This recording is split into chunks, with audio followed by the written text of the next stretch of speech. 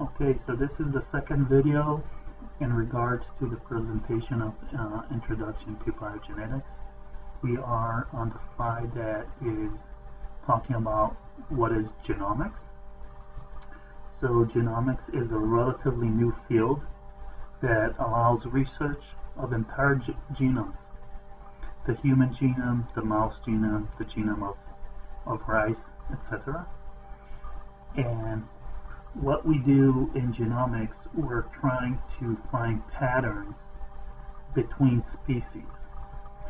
So if we have genes that are related between different species of the same animal organism or between organisms, for instance comparing between different mice or comparing between the mouse and humans, and trying to understand, are there any patterns? When we say patterns, we mean, are there any genes that are the same or similar?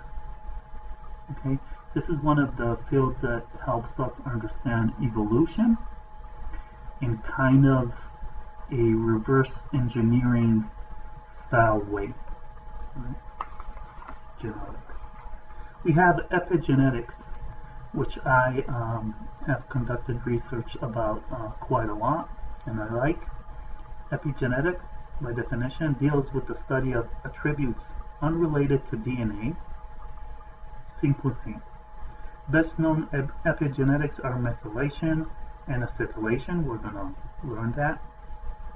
The Human Genome Project is not about all aspects of epigenetics genome, meaning that and we'll learn about this, that not everything that happens, not all results or adaptations are specifically connected to the DNA itself. There's more processes that go on in the body, and that what epigenetics deals with.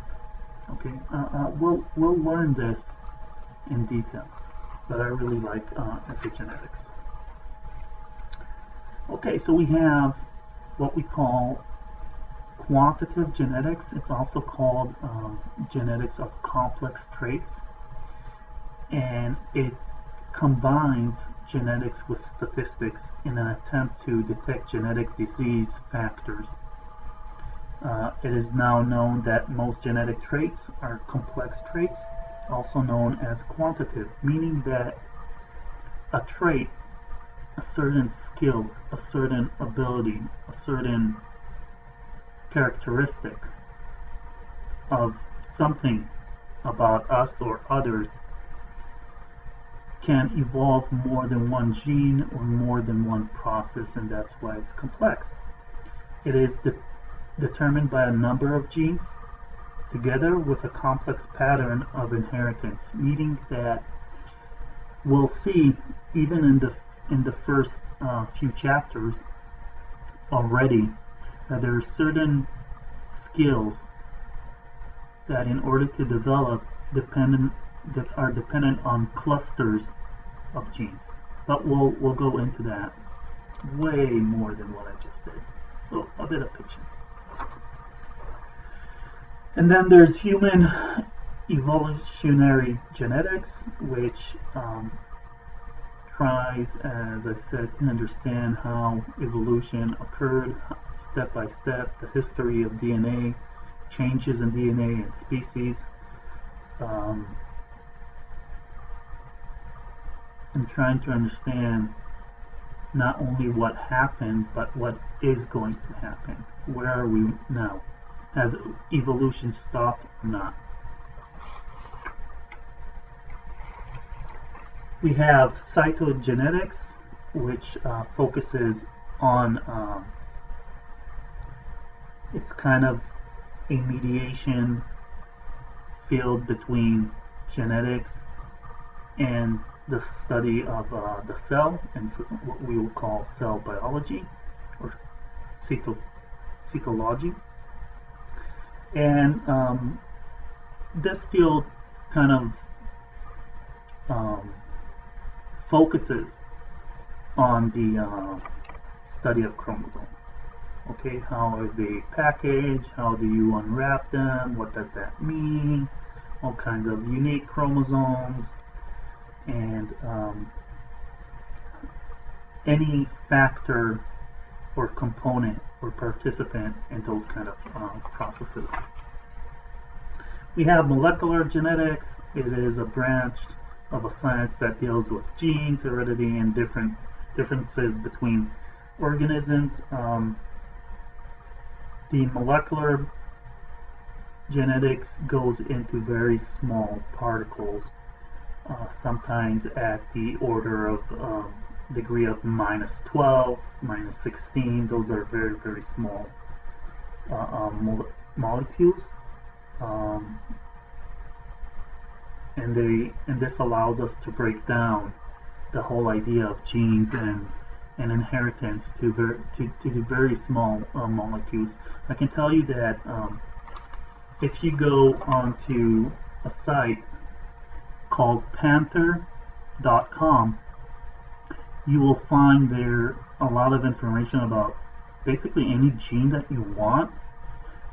And recent research has found that very small molecules at the order of minus or the degree of -12 and -16 actually can have a huge effect on traits. So now you have a slide with two faces, right?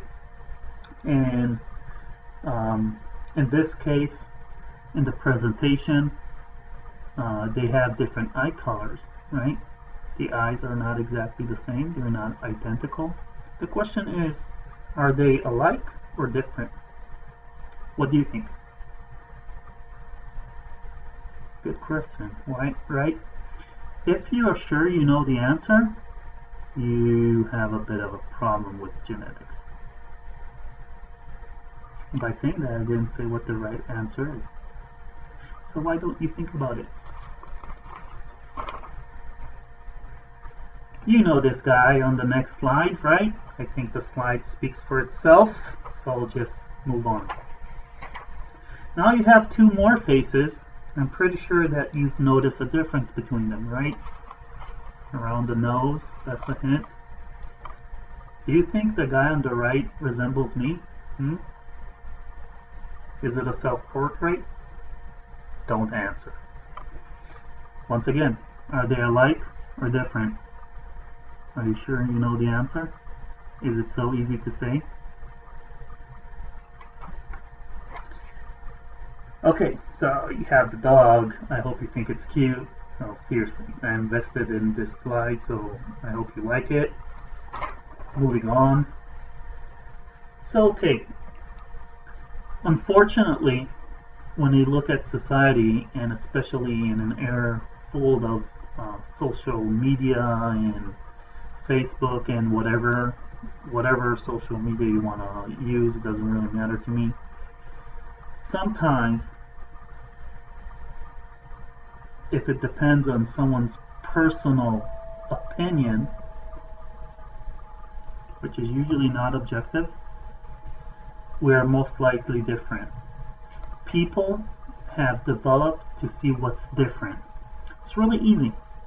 If you don't resemble me, you're not of my kind. Okay? So questions that can be raised, and this is not my personal opinion, this is just challenging you to think. Alright? White and black people, I'll say white and black people because genetically I'm not sure that they're so different. Are they really different from each other? Straight and gay? Blue eyes or green eyes?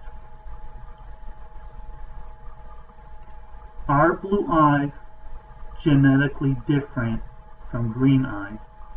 And to what extent?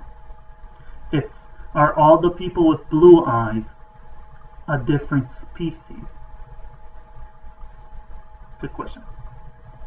Big nose or small nose? Alright? But if you ask someone that deals with genetics, the answer is not always that easy or clear, and you have to explain when you decided it's that or anything else. Okay, so the next slide is one that I want you really to intake and understand. So genetics has, in the macro picture of things, level of things, 3 levels.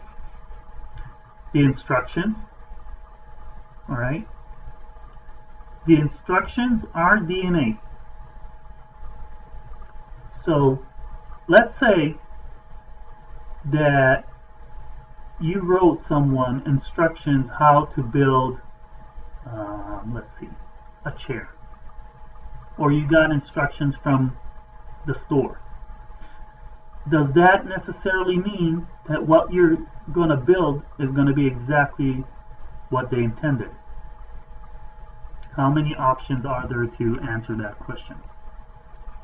So for instance, the Liberians are the only so-called black people, so-called Afro-American, not Afro-American, Africans, that it has been proven that they have some kind of difference, major difference in their muscles. Did you know that? Otherwise, when it comes to sports, believe it or not, it's hard to prove genetically that the black athlete is different than the white one. And now you understand why I'm going like this. And no, I don't have spasms in my fingers. And then we have the level of execution.